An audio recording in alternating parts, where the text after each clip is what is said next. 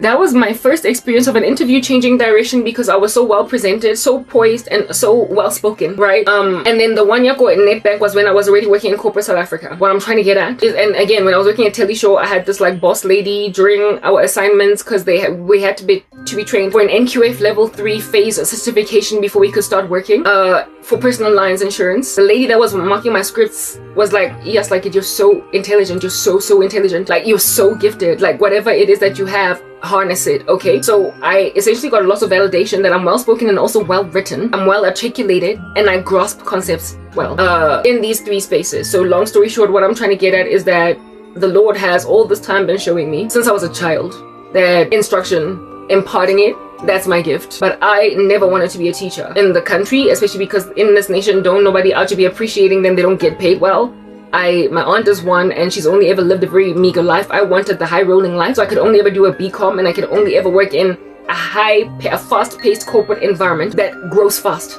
I was not going to take teaching in my stride, but I can do it. I am really skilled at it and I love it, but it's just, for me, it was not lucrative enough, it was not rewarding enough, and I'm good at it. And again, when it comes to delegates and students, they always have a way with me. I have a way, especially with children, but I also have a way with adults. When it comes to imparting instruction, go Nedbank, I was training adults, but there was a time when I was on a volunteer program for Gijima, teaching mathematics to kids in primary school there, Bakot Deep Slut, and I loved it. It was during the weekends, and it really gave me lots and lots of fulfillment. And I remember when I was in the kitchen earlier saying in myself, my favorite job ever that I've ever worked was the one that I had at Nedbank, because there I was a trainer. And my favorite, like, essentially extracurricular activity was the time when I was teaching children at Deep Slut for extra lessons on the weekends for maths. I love teaching, but I would never have taken it as a career, not in this country, because it was never lucrative. It just, for me, it was about, it didn't make me money.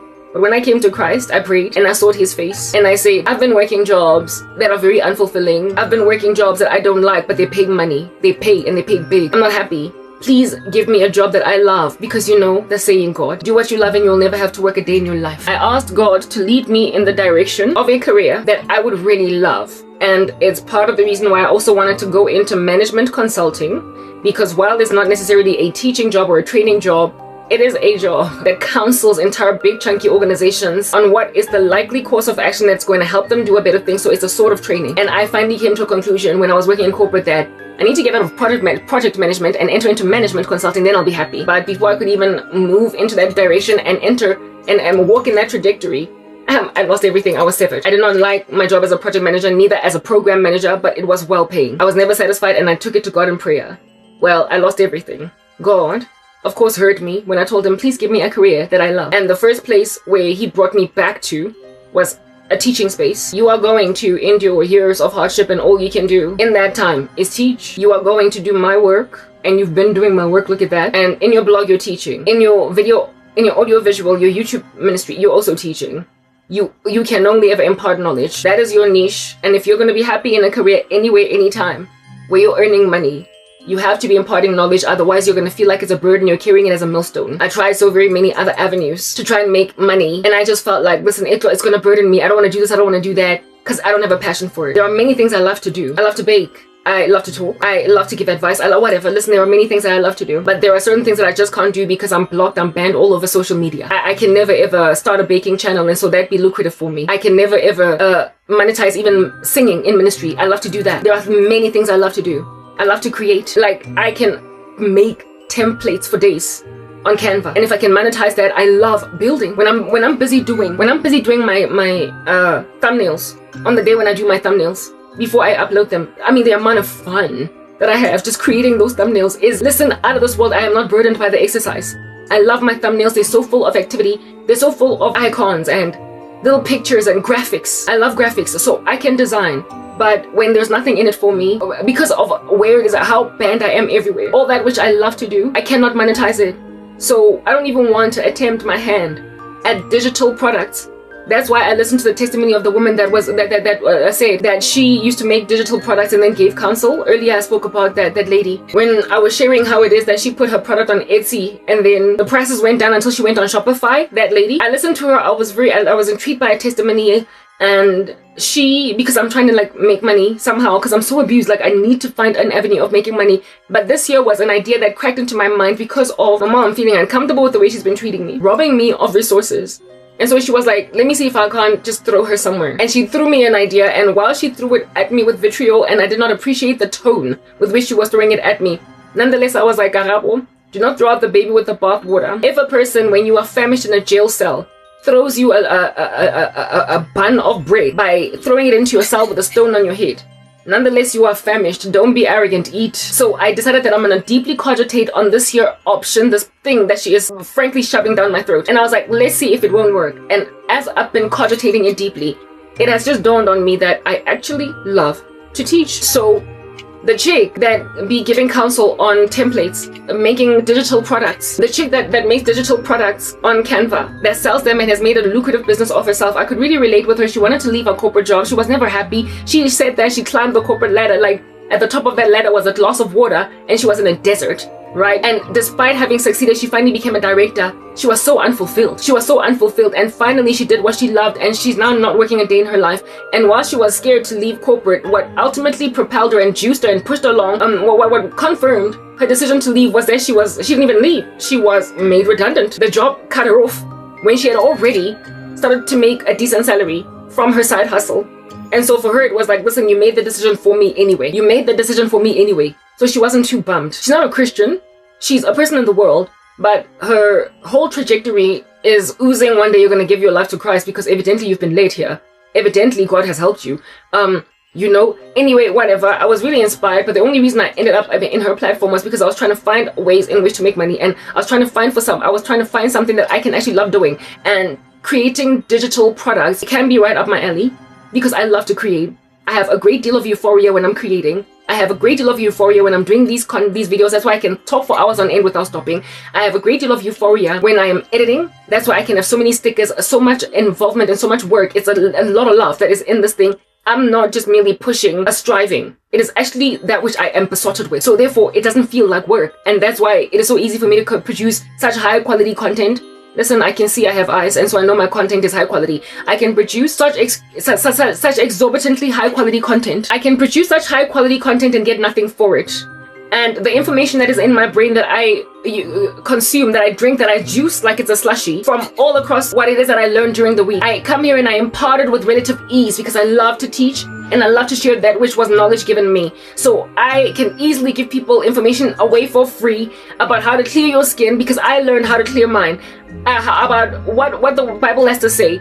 Yesterday I read from the book of I studied the book of Nahum, the other day Micah, the other day Habakkuk, the other day that, and I come here and I share those nuggets in order to enable people along. I don't feel robbed of money. I am literally euphoric at this work that I do, but I do have a comprehension that they don't make no kind of sense. So I should be making money and lots of it, but I'm not making it, right? And for as long as I'm not making money, these exploitative creeps that are taken for granted, a woman that is exceptionally gifted in whatever craft she has invested in, are gonna keep on thinking one day I'm gonna end up in their houses, and that's the reason why I'm gonna finally get my YouTube channel.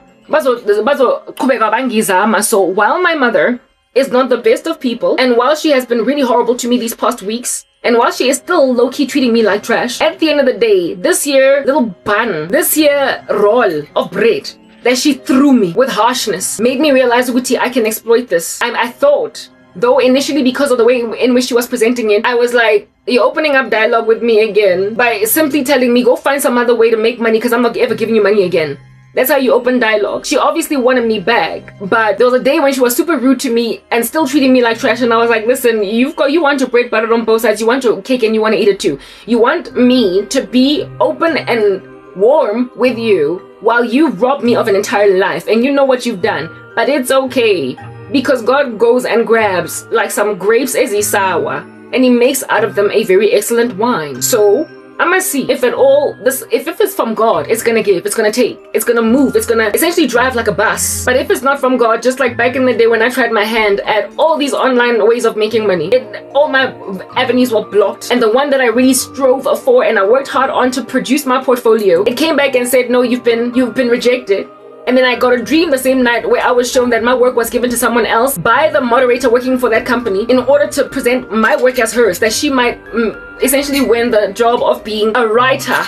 I wanted to be a writer for academic articles for students, and they took what was my draft article, they took my application article, gave it to someone else, and then flat out sent me a rejection letter because they were committing fraud. When I saw that, I was like, God, people are gonna keep stealing from me. I'll just submit a paper. It was an academic paper that I wrote. I'll just submit an academic paper to show that I can write academic articles, and somebody else takes my work to get that job. Am I gonna keep going through this? But at that time, I was still going through this hardship that God had seen it fit to keep me in. And during that same time, I also thought about digital products because I can create on Canva. But I was like, I went on Etsy and they refused to let me have a website. But then I found out about this lady on Shopify. I considered Shopify, but I don't have money. Shopify, you have to have resources to start a domain. I didn't have money. I needed something that would stop me off on zero revenue from scratch. Something that did not need me to have a platform. I tested so very many spaces that I felt like I could do without feeling overwhelmed and burdened. And all of them,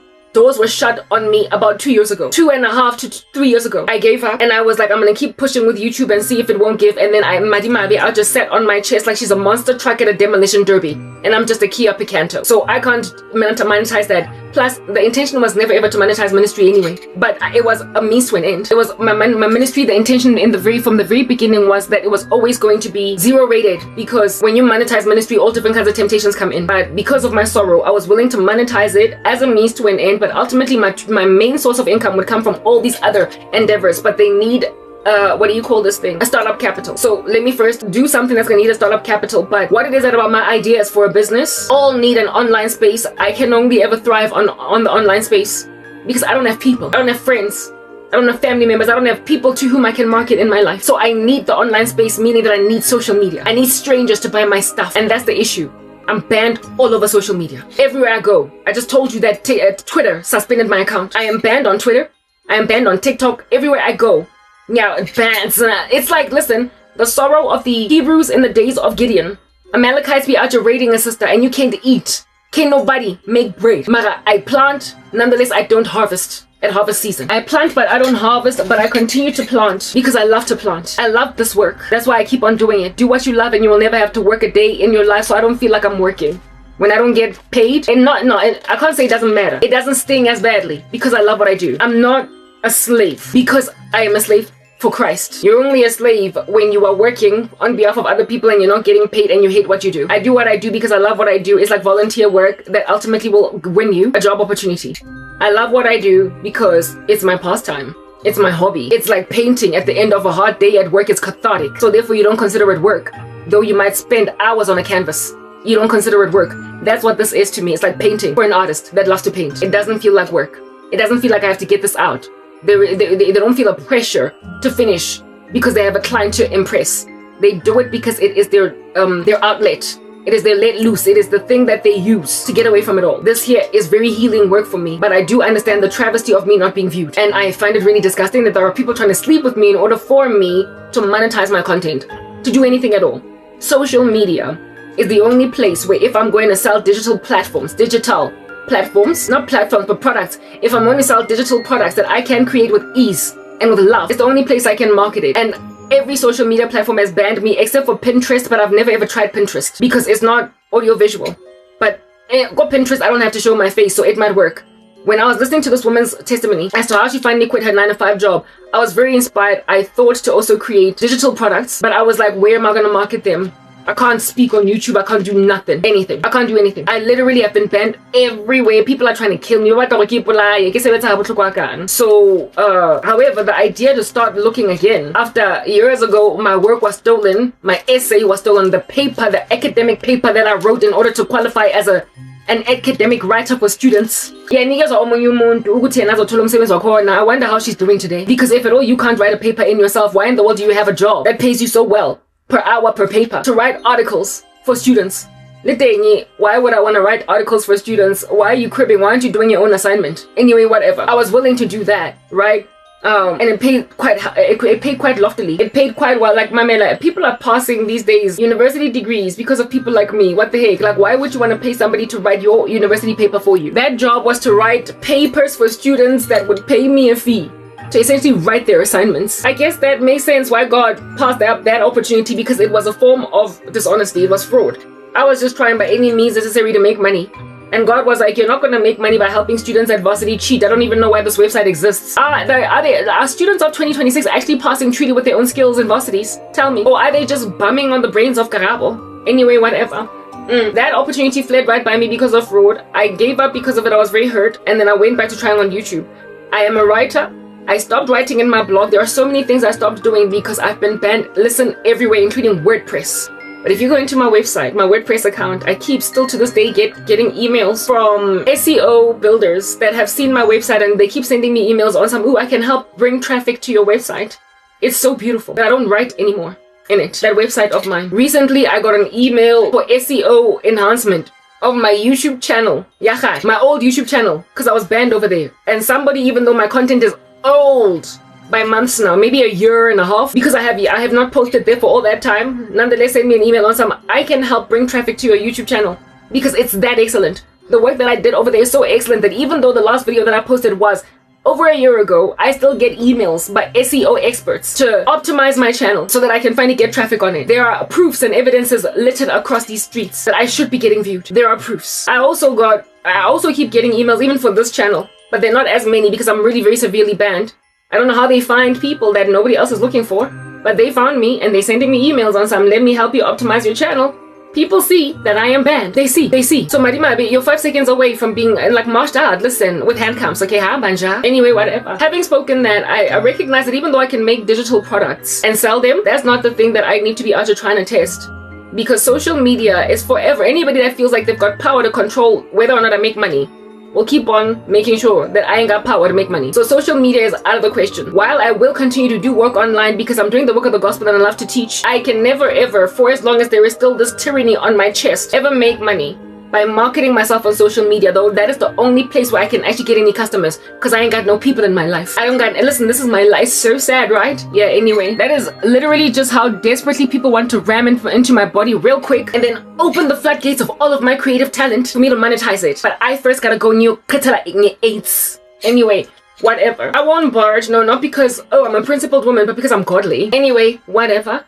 That there is my issue. I know that I can make tons of money from all my creative ideas on digital platforms on the day when I finally get set free, and I will get set free. There's going to be just a copious amount of money, and just an insane amount of money that I'm going to finally make. And it's going to all flood into my life within like a mere year. Because I'm going to finally do all these things I enjoy to do and put a price tag on them. I'm going to finally be able to sell digital products. I'm finally going to be able to write an article in my blog, get a hit, and get ad revenue on that. I'm finally going to monetize my music and get ad revenue on a YouTube channel where I'm doing that. I'm finally going to get to bake and post my stuff online and get revenue. Listen, I'm finally going to get to do everything. I'm finally going to make clothes for God, modest attire for women, and I'm finally going to do everything I've ever wanted to do. But for now, even though I might have ideas, where am I going to market them?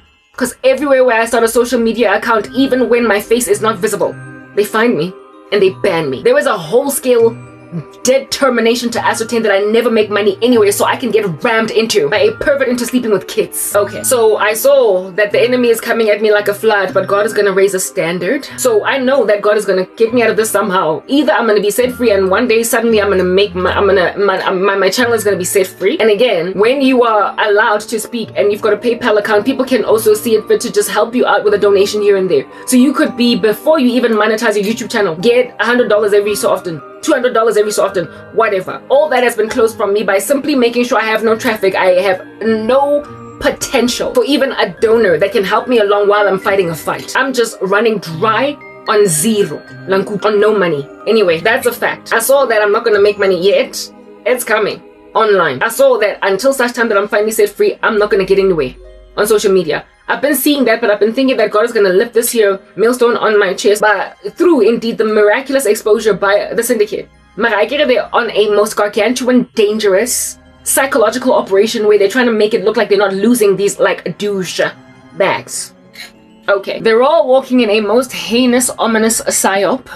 And since they're on a psyop, I'm not gonna win against people that are trying to convince me that I'm not winning. Duh. When they've got the upper hand to keep me banned for no other reason but the fact that they just can't. So when then my mother came to me with an underhanded suggestion, why don't you go teach English online because you can speak English very well. Not online, but overseas. You can go to Japan, you can go to Cambodia, you can go to Thailand. And since you are picking a controversy with South Africa, why don't you go to some Asian country? When she recommended that, there was hostility in my heart against her because of what she had been doing to me. I understood she wanted to open channels of communication. And I was like, why are you throwing me into a job far away? Why are you trying to get me to like leave this country? What's wrong with you? Like, why are you trying to make me do something? I've already applied for online, for teaching. Overseas, not overseas, but for teaching jobs. Back, 2 years ago, nothing gave. I was thwarted. Somebody stole my work. I've gone through hell. Nothing's gonna give. But as I'm pressurized, and there was a day when she was super rude to me and treated me really harshly. And I was like, you're still rude. What are you doing? Anyway, whatever. But then as the days have been progressing, because I've been feeling very anxious at this thing, I was like, if she's gonna pressurize me to do this and I don't do it, she's gonna say, so I looked into her URL that she sent, that she ultimately sent on WhatsApp, and it's out here teaching jobs to teach English online in places like Cambodia, Thailand, Vietnam. And for Thailand and Vietnam, you need a degree, which I don't have. Yet, now listen, you know my whole story. The only place where you can go without a degree is Cambodia. And I immediately went, because I want to leave South Africa like by any means necessary. I went into YouTube, and the first thing I was concerned about was not so much the lifestyle of Cambodia. I don't care, I can live anywhere other than this country. I was concerned about, do these people religiously persecute Christians? Is there some kind of thwarting of religious freedoms of saints, and can I be a free Christian in the mall? If I can't be that thing, I can't live in that country. I've already endured suffering. I'm not trying to be Hudson Taylor in inland China. I've gone through hell in South Africa. I don't want to throw myself into a worse missionary field. And I also don't want to find myself getting arrested or deported. I've gone through too much. I don't have the fresh heart to deal with the mission field at this point. I'm too broken, and I will not deal with more censorship at an extreme height, and I also will not have myself put in an airplane in a country and deported back to South Africa. I don't want to find myself getting deported back to South Africa and be made to feel like trash, because while I was doing my English teaching job in Cambodia, I was found wanting because of a YouTube channel that I had online, and maybe even some people in Cambodia that I tried to talk about Jesus, and now authorities found me hostile and took me back home. Worse yet, maybe even arrested. I came to find out that the Cambodian government censors speech, especially on religion, if they feel like that's what needs to happen, and they can clamp down to the point of bringing down websites altogether. And I was like, I'm not going to have the Cambodian government bring down anything of mine. I'm not going to have a YouTube channel of mine ransacked and harassed because I spoke about God, and the Cambodian government felt uncomfortable about that. And I'm also not going to be forced to keep quiet about my faith in Jesus Christ, because if I dare try to publicly proselytize a Cambodian, I'm out here facing harassment from the government. Like, listen, it is a prison, it is a finable term. It is largely Buddhist. I came to find out 97% of people there are Buddhist, and the remaining groups are Christian. And the small little remaining clumps are like, you know, mixed up between Islam and Christianity, whatnot, right? And you cannot evangelize in that country. It's like India. It's illegal to actively try to convert, or even in Iran, it is illegal to actively try to convert someone to Christianity. But if you come up somehow naturally Christian, for however that even happens, you have a freedom of religion to worship whatever God you want to worship. But it's illegal to try and convert someone from Buddhism to Christianity. If I cannot share the love of Jesus without facing prison time, I'm not going to live in that territory. I've already endured years of hardship. I don't want to put myself in the harm's way of being arrested. So I was like, listen, I cannot work in Cambodia. Though it's the only place where if I don't have a degree, I can go and teach English over there. I am too much of a Christian to live in Cambodia. The country or the peoples that are different, or the lack of language, or like not being able to, language barriers, that's irrelevant, because I already live in a country in South Africa where, albeit I live among people that can speak my languages, I'm not with them, am I? They kicked me out of the country. And so because they kicked me out of the country, I can live in a nation where I don't even understand what anybody is saying. Because I have lived for 11 years going on 12 where I don't know. I don't speak to people. I only ever have internet. And where I go to work every day, there are people I am trying to convert to help to teach them from their language to English. All I need to do is teach them what Cambodian words mean in English. And frankly, I can do that. I don't mind living in another country.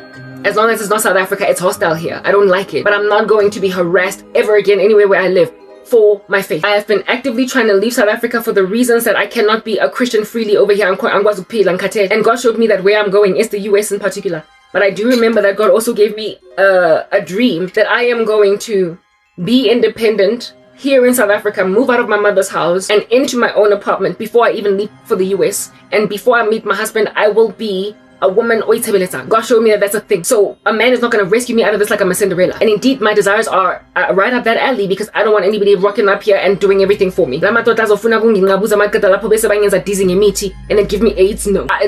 Like I said, a cool 95% of these crazy men when I was speaking earlier, a cool 95% of them would definitely fall off me by mere virtue of me being financially independent. Again, the remaining 5% are the creeps that have to get killed off because though they can't be shaken since they are like hard knock stalkers. And so since by mere virtue of having a job, I'm going to shake a cool 95% of these stalkery married men.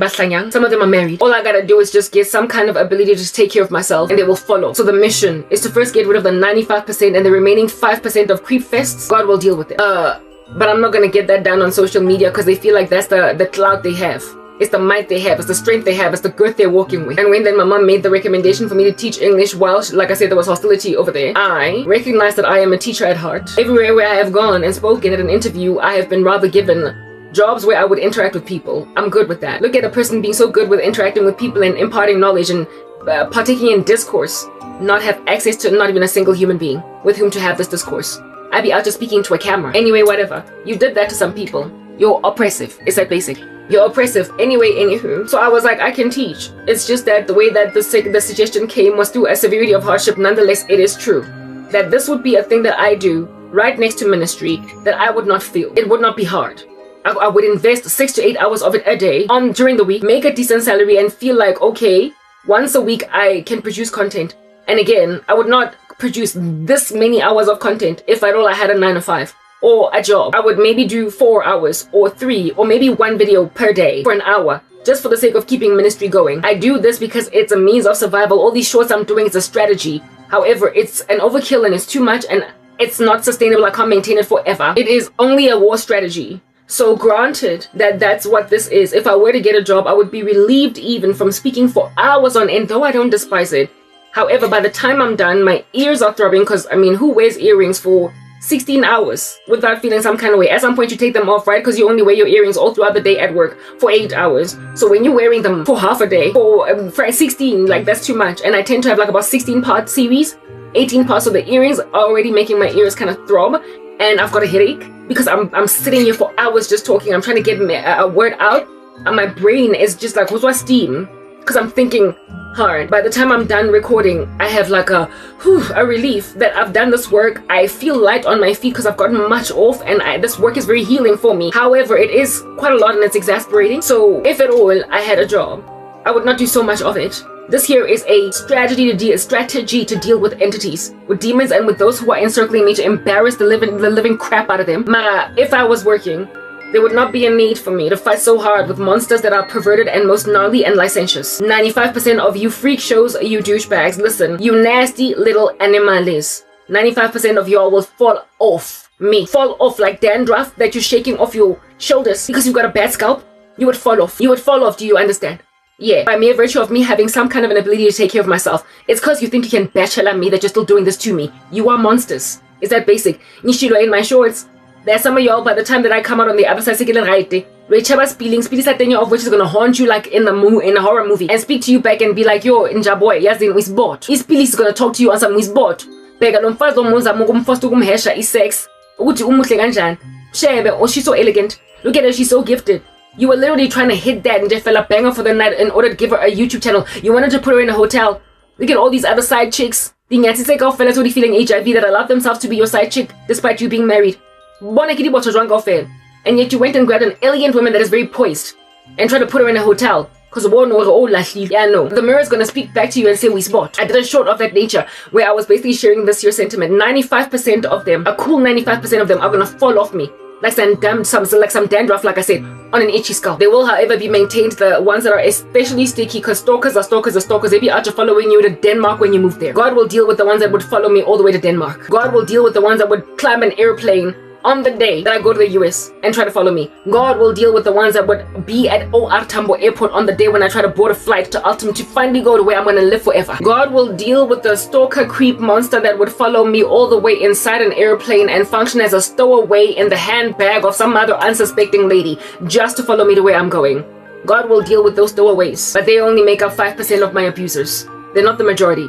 The rest of them would leave me alone to go back to their boring lives and their boring wives and their STDs and their lackluster disposition and all of their exploitation. God will share, like proper, the rest of them will leave me alone by mere virtue of me having my own job. And this ought to lead me. This ought to lead you then, women, sorry, to this here point. This is why you must be patient on God for husbands. Because look at these men be out following women around like this.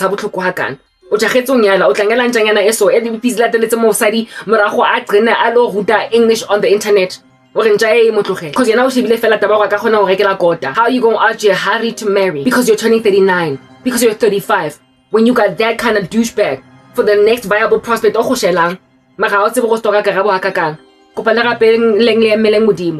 there are creeps out there, dog, and I've been encircled by ravenous beasts of this nasty, creepy nature for a cool 12 years. 11 years going on 12. It don't get old. If I've been fleeing from creeps for 12 years, we're now a man that is struggling to wait on God for a husband. The first 2 years of your Christian walk, also singlehood.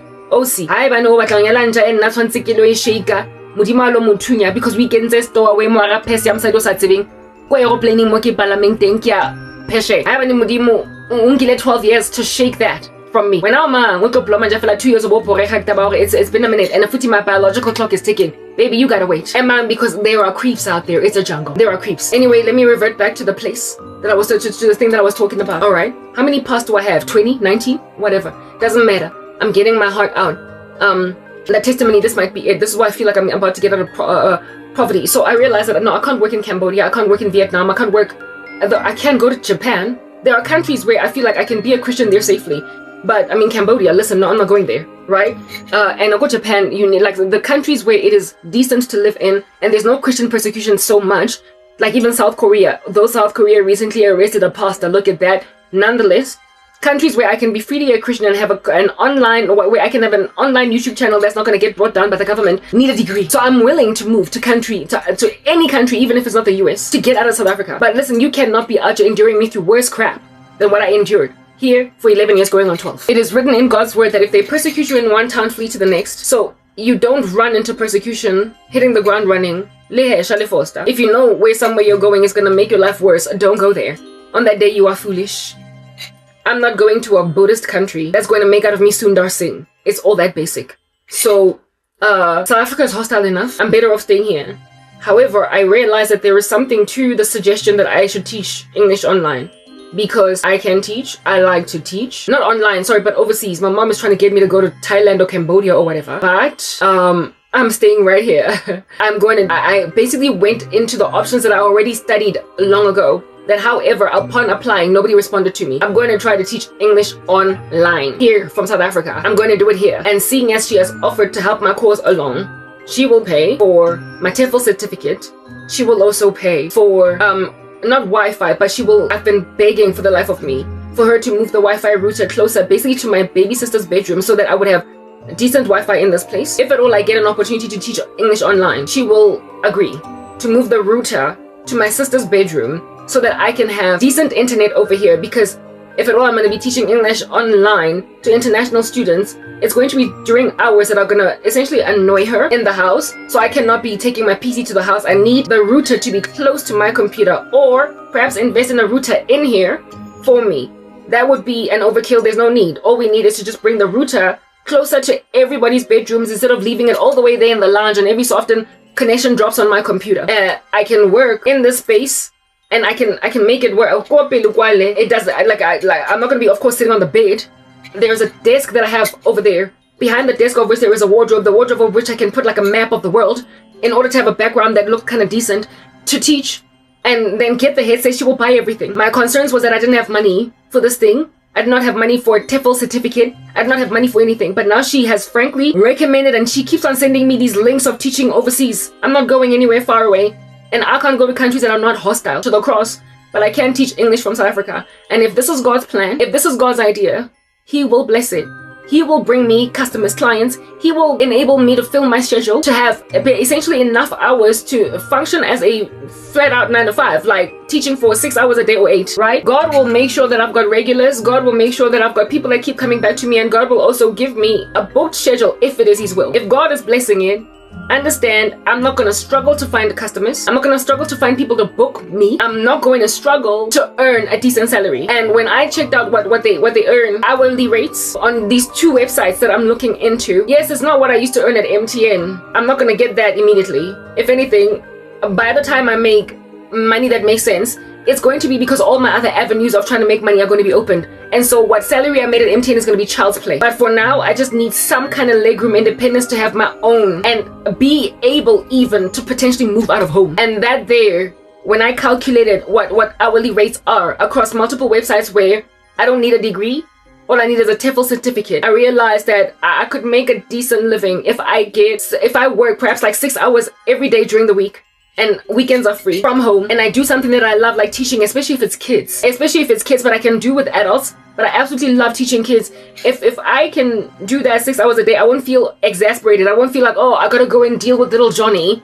I love teaching. In the same way that I don't feel, when I come here, I don't feel exasperated like, oh, I gotta go and do my weekly update on what's going on with me. I actually enjoy this. I enjoy wearing my earrings and whatnot. Of course, for that, I would not wear too much jewelry. I would likely just keep my stuff very basic, very basic, because I'm not actively trying to market myself as a brand. Only my skills. But I would not be doing something I don't like. I would not be doing something I despise. I would not be doing something that wears me out, that burdens me. I would be doing something that I have done before, and it was by far my favorite job ever, but I left it for project management because it was more lucrative. I wish I hadn't left it. Training was literally my favorite job in the world when I had it. When I was a trainer at Netbank, it was my favorite job, but I ended up leaving because I felt like the grass was greener on the other side. I shouldn't have left. I should have stayed in the training profession. I should have grown as a trainer, a facilitator. I should have grown as a trainer. I should have let myself stay as a trainer and understood that while there was more money in project management, at the end of the day, over the years as I progressed in the training profession, I would have finally made some decent money. I should have stayed because I was so happy. And it was like a huge boost. I was working a job that needed a degree, and I was not degreed, only really very talented per my boss, and I left it. And I sort of kind of regret that I ever left it because I never was happy again. I never had job satisfaction ever again after leaving Netbank. I never had job satisfaction again after leaving Netbank. Never. So seeing as I thrived so well as a trainer, I will thoroughly enjoy. Listen, it's right up my alley, and God has evidently answered my prayers. I asked Him, God, please help me work a career that I love so that I won't feel burdened and like I'm in the wrong place altogether. God already went before. Just like that woman I told you about, who she's not yet in Christ, but I feel like God will ultimately bring her in because there are nuances and evidences in her life that God obviously got her back, in that she was already tired and worn out by her job. She finally did that which she loves. When she got to the point of finally making more money than she was making in her 9-to-5 job, she was uncertain, scared still to leave corporate. And then at that stage, they made her position in her job redundant. It's like God was like, baby, if you can't make a decision, I'll make it for you. She's not yet in Christ, but I can vouch. I can vouch. My life before coming to the Lord evidently ordered it. He gave me everything I ever wanted. He gave me the interview at Edgar's, but I let it go because I was shallow. He gave me the dreamiest job I could ever work at Netbank, but I let it go for more money, and I was never happy again. He did give me the career of my dreams. I just left it. God knew that I was a teacher. He made me to teach. He made me to impart instruction. I was always going to teach. That was always going to be the place where I was most comfortable, but I never would have ever studied a teaching degree, and I certainly would have never allowed myself to stand in front of a bunch of kids in high school, primary school. However, while I could not fathom myself being a teacher of students in schools, like kids either in primary or high school, man oh man, how I used to I planned it. It was in my whole trajectory, my future plans. I wanted that once I got my master's degree, I was going to apply at a university, be it Wits or wherever it is that I was at, as a part-time lecturer. Because for commercial law, there was this one white lady that was a partner in a law firm, and she was also teaching part-time. She was professoring part-time. I was planning, once I got my master's degree, to apply for a job as a professor at Wits. Well, not at Wits per se, but any university, because I definitely wanted to lecture, but not as a full-time job, as something that I do on the side as a hustle. But I never got to a point of getting my degrees. So I would have taught for the rest of I was determining to lecture. I was determining to get my degrees and then lecture. I was going to lecture. I love it. The reason why I was tormented by the prospect of dealing with primary school kids or even high school kids was disrespect. But don't nobody be out here rocking up with all different kinds of trash at varsity. So that's why I could see myself as a professor, but not so much as a high school or a primary school teacher, because kids can be a handful. I remember how sometimes I also was, and I didn't want to be that thing, right? I did not want to be endured through that. How sometimes so ungrateful they are towards teachers, how ungrateful I was sometimes towards teachers. Yeah, I did not want that, but I knew I had a reverence and honor and a respect in varsity for professors, for lecturers. So I saw that if at all I lecture at a higher learning institution, I'm not going to be dealing with student attitude. Because Mona, Mamela, you're here of your own volition. You want to get this degree. Your parents are not forcing you to be here that you might get your matric certificate. Okay, baby girl. So if you're going to act right in my lecture, I get to tell you get out and you will leave. But the Department of Education has made it impossible for you to discipline kids in high schools and primary schools. So I could never teach in that space. Plus, it's not lucrative. It has no money. But there is, I think, quite a bit of money in lecturing at universities. Type of the establishment. At least I was always gunning for money. Like, yeah, back before I came to Christ, it was like about salary. Well, what is it going to pay me? So granted that at some point in my life, I would have ended up lecturing, teaching some way, in some shape, form, or fashion. I was going to teach. This is a starting point, isn't it? Because I'm that chick out here delivering papers at a symposium. I'm that chick out here delivering papers at a symposium. I'm a speaker, I'm a lecturer, I'm a professor, but one that doesn't even have a degree. Look at how much I've edified you in this video over here. So don't come at me, y'all. I think this is it, but I don't know. Though the righteous man may fall 7 times, they get up each time, but the wicked are suddenly overcome by calamity. After this video, I'm gonna have lunch, because it's not dinner. I'm gonna have food. It's 11:43, so by the time I eat, it'll be a luncheon. I'm gonna eat, I'm gonna sleep, I'm gonna wake up, and I'm gonna do my shorts and finish. But once I'm done with pretty much all the content that I produce for the week, I'm going to do the applications and whatever I like. Listen, if God's hand is in this, unlike before, I'm not gonna put an application on the internet to teach English online and nobody get back to me ever. They'll get back to me, and it won't be far from today, because God knows that I have got beasts on my chest that think that social media is the only way that I'm gonna get out, seeing as I've been robbed of a career in corporate South Africa. 95% of you will fall off me if I get this job. When I am able to take care of myself, you will know you can't bachelor me with 2 Rand 50 in order to go and buy myself my keep so you can sleep with me. It'll become clear. And when then that becomes clear, you will literally, most of you, just fall off like that, those dandruff flakes. And then this to me, guys, somebody will just have to go and unleash a round in his head and be like, bah, lights out. Because I mean, listen, he will follow me to the US. So granted that that's what in the world under heaven over here is going on. Why aren't you scared of me? Why aren't you afraid? Why aren't you very afraid? I'm not sure if this is gonna give, but if at all God is in it, it's gonna give. And once, like I said, once 95% of people fall off me, one day I'm gonna find myself miraculously like out here hopping, traipsing to social media. Start a TikTok, it's TikTok, I'm never gonna go there ever again. But start a Facebook, start a YouTube. I'm not going back to X either. Thank you, Elon Musk. Start a Facebook and start a YouTube. I literally don't have any respect for any other social media platform. I might have a Pinterest. I don't like Instagram either, but maybe I might start an Instagram. Though I don't think there's any worthwhileness in starting an Instagram, because Instagram is gonna fall apart at some point in the future. And I will miraculously come to learn that not only am I growing, but I'm getting emails to join partnership programs, and listen, I'm right as rain. But it's gonna take me being independent and for people to get sick and tired of paying bribes everywhere for me to finally be set free. And once I am able to make my own money, decent money, on all these avenues that I'm making mention of right now, then only will it be right and ready and fit and proper for me to get married. And I am presently 41 years old, and honey, I am not in a rush. Honey, I am not panicking. Honey, I am not scared like a little kitty cat, scary cat. I'm not scared that if I first have to make a decent salary for me to get married so I don't get exploited by a man. Won't I get married then at 43? Won't I get married then at 44? Honey, it's irrelevant, because Kris Jenner had her first of her 2 Gen Z babies in her late 40s, maybe 50s. I got time. So what I'm getting at is that Pumanigi Mizinja like umsuzo, like halitosis. You're not gonna win with me. God is gonna give me every last thing I want. And I'm gonna be still this pretty next year. You be planning on holding me hostage still all the way up until I'm 45. You think that God is gonna let me get more for hours on and keep once a week for another 5 years? You're naive. You're naive. God is not gonna let that happen. By the time I get to 45, I will likely be pregnant with my first child. So go on, child. Jump up and down like oil in a frying pan and keep on trying to see if you can hold a woman hostage until she finally marries you. Go on, baby girl. Go on, baby boy. Do you. And arrest the lady. But as for me and my house, I'm patient. I'm waiting on God. And this year, if this is it, it's gonna take. If it doesn't take, I trust something to take. Because God has not left me at your mercy. Do you understand? He has not left me at the mercy of the rings on your fingers. My ex-boyfriend came at me again like a projectile from out of nowhere. I am not at the mercy of your insistences on your attempts again, on your trials again. Oh, let me see what I can do. That are hard earned. You are supposed to be buying malaria on Karabo. Honey, all that money you're gonna realize you took it and you threw it down the toilet because I guess it's easy come, easy go. You made money through the occult and now you're flushing it down the toilet on a person that you can never ever successfully bewitch. So all the best. And when then I come out on the other side, then all these things come to pass. On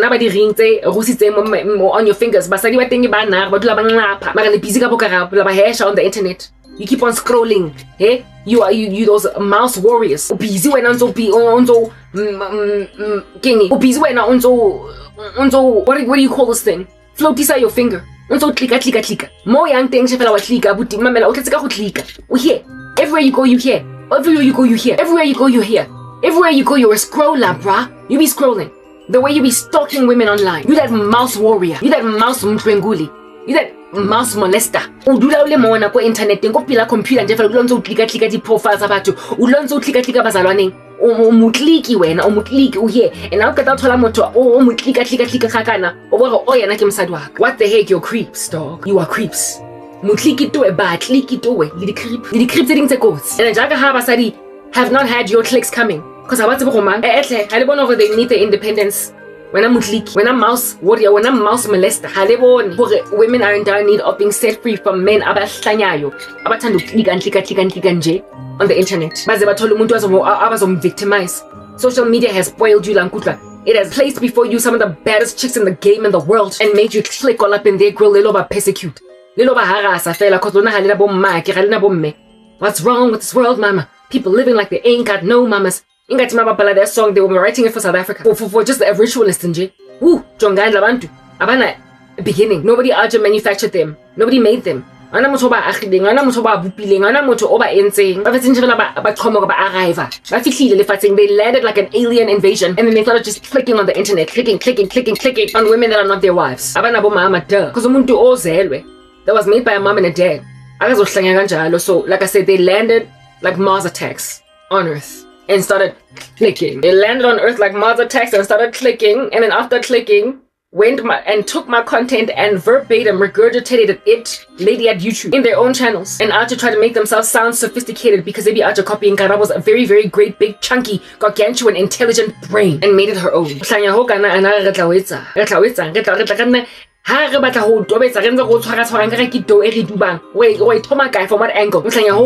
When and from what angle are we going to impend this insanity? Everybody is all dazed and confused. Don't nobody know Jack. Mara no. Mouse molesters right here and Karabo their wife. Very well. So seeing as I'm obviously Vus, do you not see that God is also Vus? Hake Thailand, Hake Vietnam, and Happy Hake Cambodia. Kidula mona still until kitla ko America. Mara ko thola mosebetsi, independence, and when I also know into little hake I guess tloreka bogoto go Woolworths. Ko boreka happy beneng ko reka bo ke bo bakileng na self because Woolworths ke mo etla be reka borotho ba ka bo ke bo rekisitseng ko bona cause ke ne mantse ba rekisitsa dijo tse halal re sa di batla mme ba tla qena bang mametse ba tlogetse o nna ntse ba gore go gore rekisetsa dijo tsa halal rona re sa signa up go lo ba my muslim kanka amen ba tla reka borotho ba ka cause am I not oma rusks a senna oma ole mo ma boxing a di rusk ke tla ba etsa ba borotho bo tlo ona ga ndi religion ka ofela because ke mo ba re tawetse ka everything ending halal mo di shelfong tsa bona. So not only am I going to go there ke lo reka borotho mara ke tla ba offer a business proposition ya hore kopande fela ho le rekisisa borotho ne ko Woolworths bo seng halal cause rona ba bang ha re di muslims akere amen. It's like two South African businesses go skatella batho ka dijo tsa halal iblaneng khale re le bona amen. So ke khathetse it's 11:52, it's almost midday. Ntse ke bua how many pasts do I have, I don't know, but I had to get this information out there. I believe that this is it, and in so sharing this stuff I'm not followed around by crazy doctrines of demons and destructive heresies like monitoring spirits. They be out there watching everything I'm doing. So, oh, look at that. They're going to go and bewitch my applications to teach English online. Honey, if the opportunities don't give, it's because God was not planning for it to give yet. But if it takes, understand, nothing you will do will thwart this from getting ahead. If God's hand is in it, and if God intends to do it, if God wants to achieve it, if God wants to give me a full schedule in the first 2 months of me working as a teacher online, He will give me a full schedule. Until busy, clicking warriors. Lona ba click, lona di clicking molesters. Lona ntse di click. Ke re le go sangomeng. Le mo click le ntse di choose di price on the online. Cause ba ka go di sangoma I guess ba rekisa di services tsa bona ko Shopify. Le bona ke re la ba clicka. Everyone wa clickiwa ka 2026. So le reka di sangoma ke re le so. Ha o keta mo be le re sangoma. Blocka di prospects tsa hae tsa ho apply for mosebetsi. as a teacher, online. Shopify, because you can buy witches on Etsy. You can thoroughly buy witches on Etsy. That's a thing. You love clicking, click, and get a new witch to bewitch my job opportunities and see if it takes.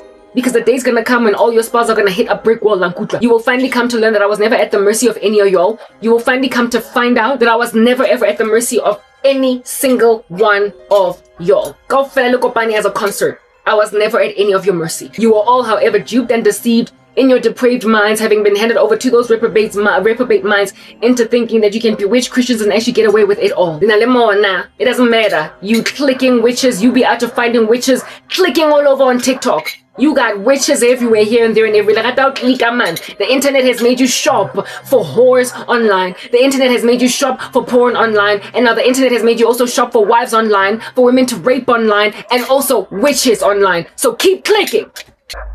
Keep clicking, baby. Because just as you're clicking, I'ma also be clicking. I'm gonna be also making applications. And so that which is your big fat chunky business with a click, I'm gonna finally get mine. More than Omu. Who's the baddest clicker in the game? You gonna find out. You gonna find out like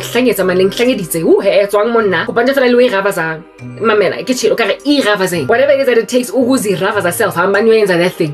Anyway, little warriors I've spoken for I don't know how many hours, but I've done more than on a regular day. Cause this here message, I guess share that which God wanted me to share. One of these days I'm gonna rock up and say I got a job, babies, and I'm not scared to say that. I go butter every secret in my life because I and that which I'm sharing is my testimony in Jesus Christ. Because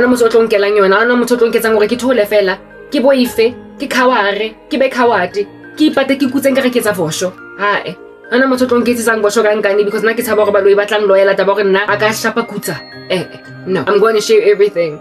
And you're gonna come at it with guns blazing, at your leisure. But the day's gonna come when don't nothing of it give. Because witchcraft has never been the bane of Christians' existence. Only a God that hands witches over to a reprobate mind is the bane of your existence and our comfort, our shelter, our shield in a lonely place. Amen. Modimo wa rona ke modimo wa badimo, Jesu wa rona ke Jesu Christ. Listen, Messi a done deal. Nothing else is after giving. It's an exclamation mark. It's punctuation, baby. It's going kata like a stapler. That's our God. Fine finito, full stop, ... nothing else. That's our God. He don't need you. And he don't need us to be walking around timidly scared to speak smack, because people out there online be saying that owls are monitoring spirits. Oh, I was doing a video and there were these two owls at a distance, and I could tell that they were monitoring spirits.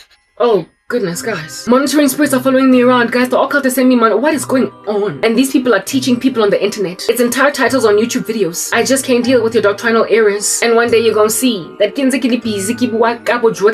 sharing my testimony. I'ma get mine, baby. With or without owls monitoring your content. With or without people bewitching me all the day and all the night. Little born. You are going to finally find out that you have literally walked in a most erroneous eisegetical era, and you have grabbed your ideals. You have allowed occult practitioners to teach you trash, and you have made doctrines out of stuff that is nowhere to be found in the Bible. It's like repent. And when then you're done repenting, you will realize that you have no power over witches. For as long as you are so scared of them and you keep on manufacturing random strange doctrines in order to make yourselves feel like you're some kind of safe, to make yourselves feel like you're safe against them, you will keep on signing deals with the devil and allowing yourself to proliferate trash doctrines. Ain't nobody out to be following around, be getting followed around by monitoring spirits.